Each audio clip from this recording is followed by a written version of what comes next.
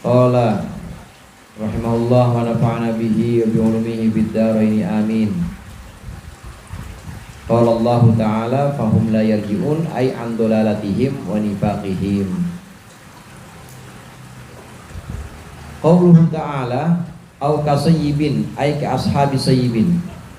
Firman Allah Ta'ala ini masih surat Al-Baqarah, au kasayyibin atau seperti hujan, ay ka ashabi sayyibin maksudnya orang-orang yang memiliki hujan. Wa huwal mafaru, yang dimaksud dengan sayyib itu adalah hujan. Wa kullu ma anzala wa kullu ma unzila minal a'la ilal asfal, segala sesuatu yang diturunkan dari atas ke bawah, bahwa sayyibun, maka itu namanya sayyib.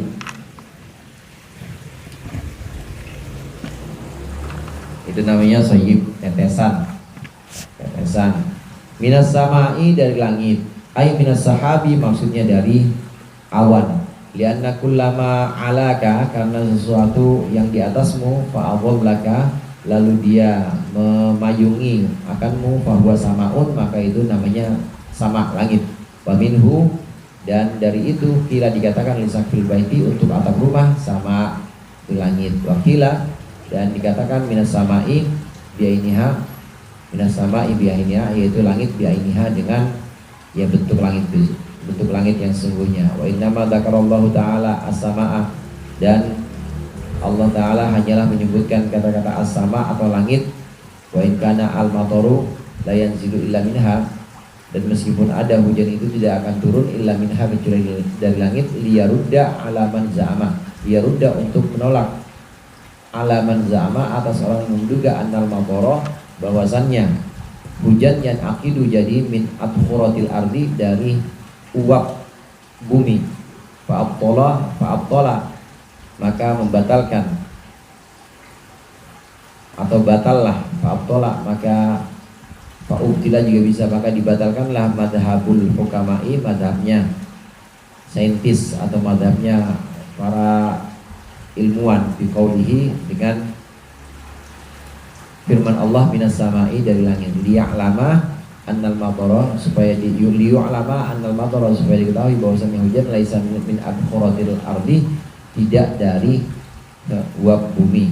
Kama za'amal hukama'u, sebagaimana menduga siapa al-hukama'u, para ilmuwan. Au kasayyibin minas sama, atau seperti tetesan dari langit. Tetesan dari langit. Ini ada beberapa penjelasan di sini. Surat Al-Baqarah ayat 19. Au kasayyibin minas sama'i.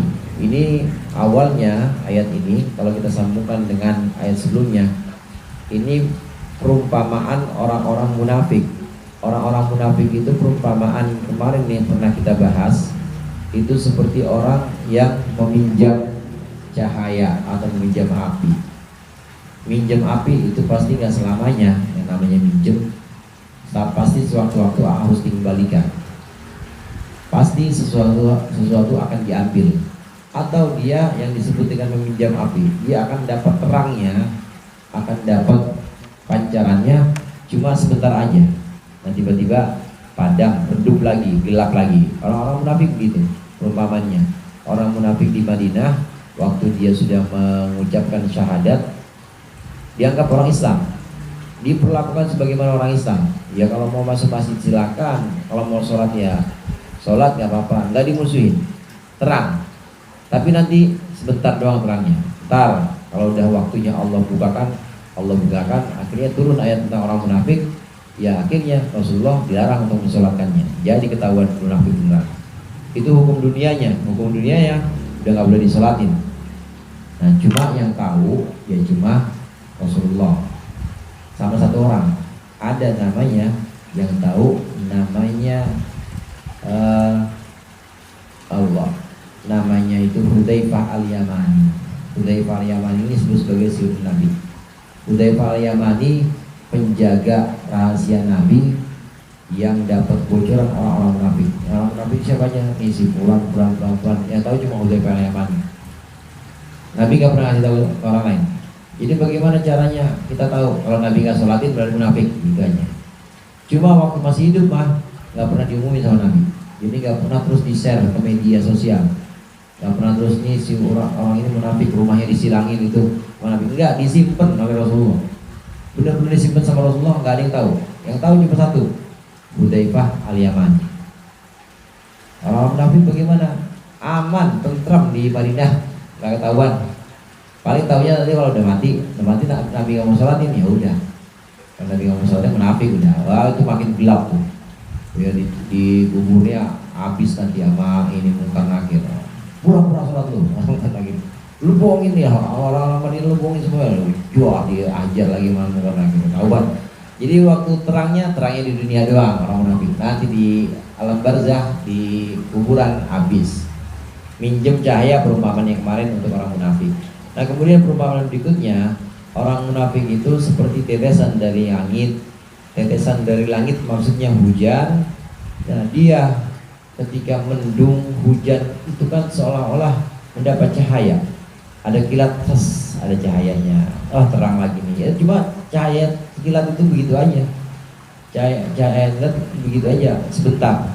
Terang atau padam lagi, redup lagi, gelap lagi, kalap lagi. Jadi bingung lagi. Orang munafik begitu. Selamanya dia dalam keadaan was-was, takut ketahuan.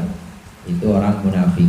Perumpamaan kedua seperti hujan dari langit atau tetesan dari langit yang disertai dengan gelapnya keadaan, lalu ada cahaya kilat, maka cahayanya itu seperti itu. Cahayanya hanya sebentar-sebentar saja.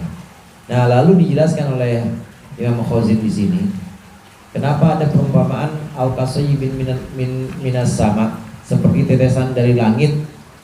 Pertama, yang dimaksud di sini orang munafik seperti orang-orang yang didatangkan hujan, ya dia akan dapat kilat atau cahaya yang terang dari halilintar itu sementara saja. Setelah itu gelap lagi dan mereka akan was-was lagi. Itu orang munafik. Nah kemudian dijelaskan as-sama di sini, kata-kata sama kalau kita mengartikan langit. Nah kalau arti aslinya dalam bahasa Arab itu sama itu segala sesuatu yang ada di atas itu namanya sama. Segala sesuatu yang ada di atas itu namanya langit. Segala sesuatu yang ada di atas namanya langit. Ada di ayat itu di apa namanya kasyajaratin asluha fil ardi wa far'uha fis sama. Jadi iman itu seperti pohon yang akarnya di tanah dan cabangnya di atas. Jadi sama itu bukan di arti langit. Mana ada pohon yang cabangnya di tanah, yang akarnya di tanah, cabangnya di langit, kan nggak ada. Jadi as-sama dalam Al-Quran kadang-kala diartikan sebagai langit, ya betul langit. Kadang-kala, tapi kadang-kala juga diartikan sebagai atas. Jadi segala sesuatu yang ada di atas itu namanya langit. Makanya ini kadang-kala disebut sebagai apa? Langit-langit. Langit-langit. Karena atas, pokoknya segala sesuatu yang ada di atas itu namanya langit. Dua pengertian di sini yang kita dapat dari kata sama atau langit. Pokoknya dalam Al-Quran kalau enggak langit itu artinya adalah sesuatu yang di atas itu, yang biru itu langit, atau segala sesuatu yang ada di atas itu namanya langit juga. Nah, lalu kenapa di sini Allah sebutkan bahwa tetesan dari langit atau air dari langit ini? Imam Khazin ini termasuk orang yang menyangkal atau orang yang tidak setuju dengan pendapat bahwasannya hujan turun dari awan. Jadi hujan turun bukan dari uap, kan kalau pengertian saintis atau ilmuwan itu uap dari laut membentuk awan gitu ya. Nah, karena ada uap dari laut membentuk awan, di situ ada gumpalan awan itu mengandung air. Nanti ketiup hujan ketiup angin jadi hujan. Nah, beliau termasuk yang tidak setuju. Terus hujan itu dari mana? Ya hujan pokoknya dari atas. Itu aja kata beliau. Pokoknya hujan itu dari atas. Dari mana? Ya dari atas pokoknya, yang namanya hujan dari atas.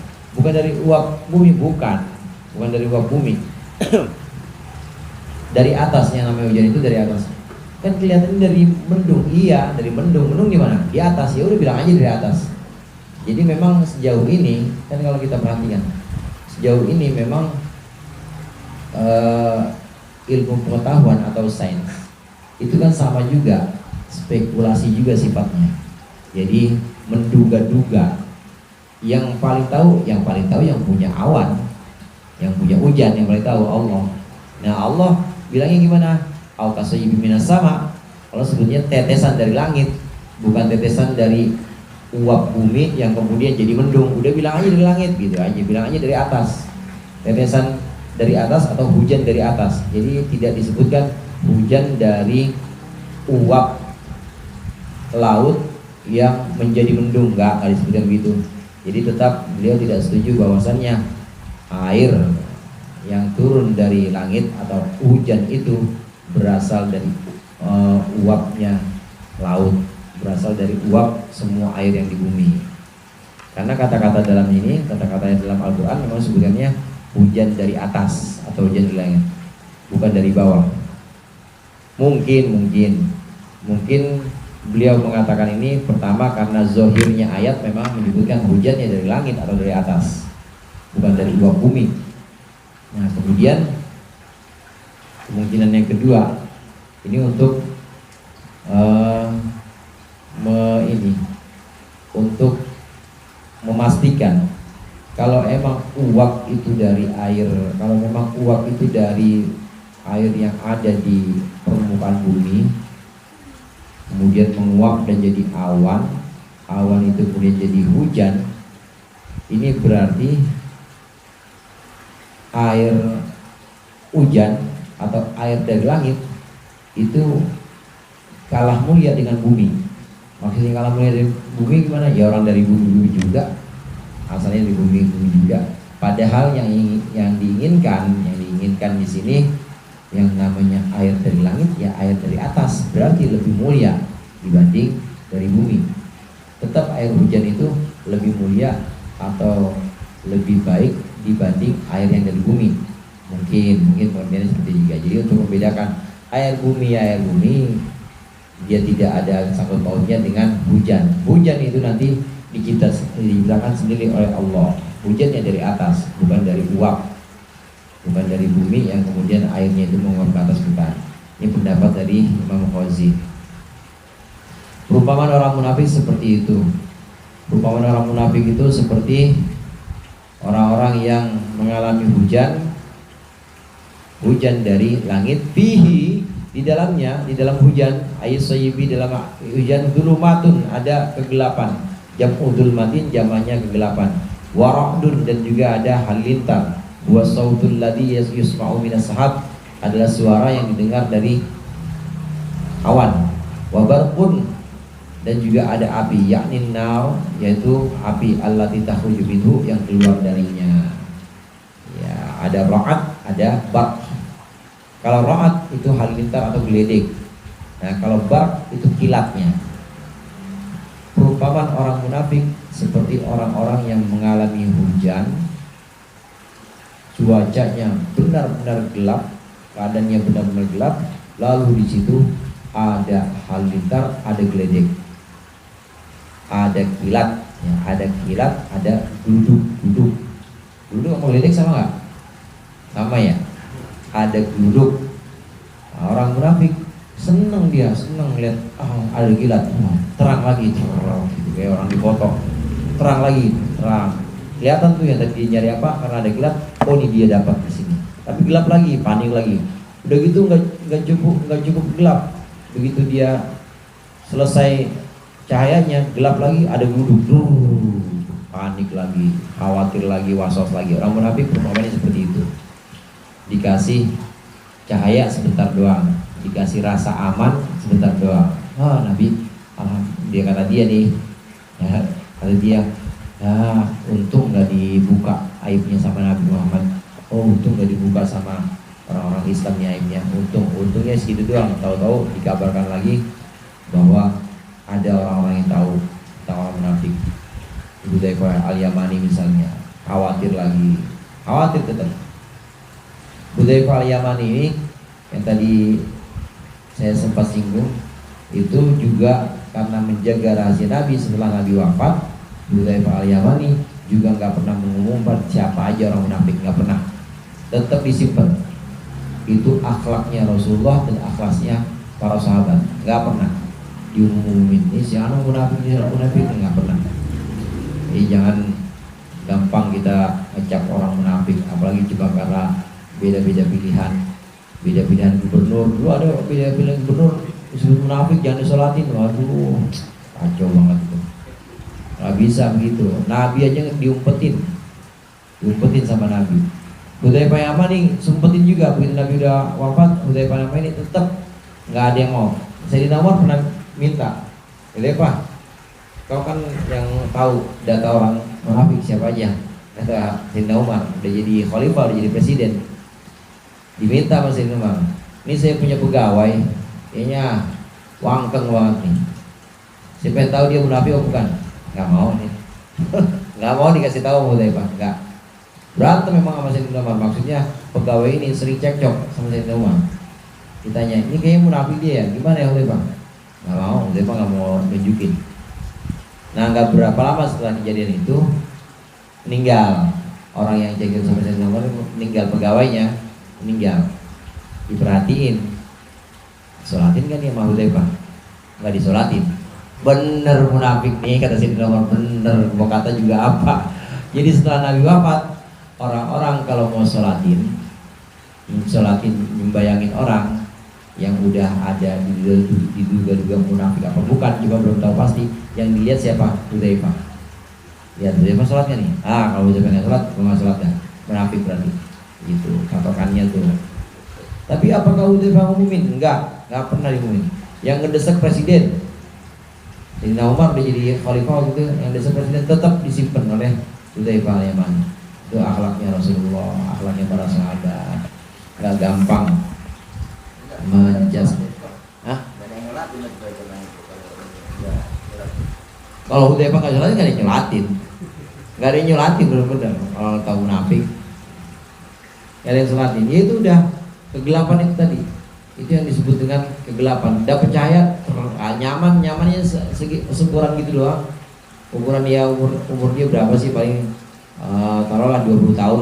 20 tahun itu nyaman sama orang Islam, dianggap sebagai saudara. Nah begitu mati nggak ada yang nyolatin, udah mulai gelap itu, udah habis dan tahuan juga. Akhirnya gelap, benar-benar gelap. Dikubur lebih gelap lagi.